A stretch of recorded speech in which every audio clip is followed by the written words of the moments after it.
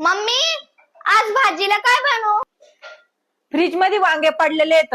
वांग्याची रस्सा भाजी बनव मस्त पैकी झणझणीत. ठीक आहे.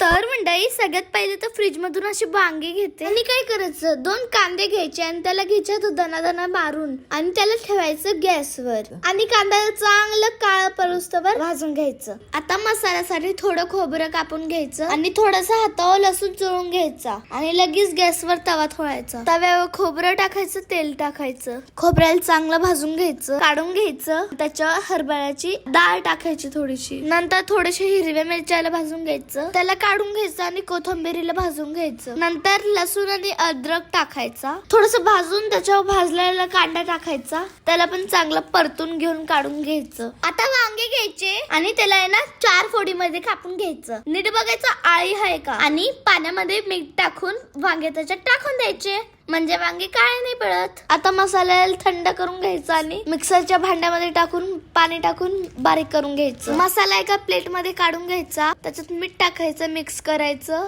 आणि इथं वांगे कापून घेतलेले आहेत ना त्याच्यामध्ये मसाला भरून घ्यायचा. आता लगेच गॅसवर कढई ठेवायची, तेल टाकायचं, त्याच्यामध्ये टाकायचा घरातला काळा मसाला, लाल मिरची पावडर आणि हळद मिक्स करून घेऊन वांगे सोडून घ्यायचे. वांग्याला चांगलं मिक्स करायचं, थोडस पाणी टाकून त्याच्यावर झाकण ठेवायचं 1 मिनिटासाठी. नंतर त्याच्यात राहिलेला मसाला टाकून घ्यायचा, चांगला मिक्स करून घ्यायचं आणि पाणी टाकून द्यायचं. आता याला चांगलं मीडियम गॅसवर 7-8 मिनिटं उकळून घ्यायचं. आता झालेली मस्त अशी वांग्याची झणझणीत भाजी. तुम्ही याला भाकरी बरोबर खा या भाताबरोबर खा, चांगलीच लागणार.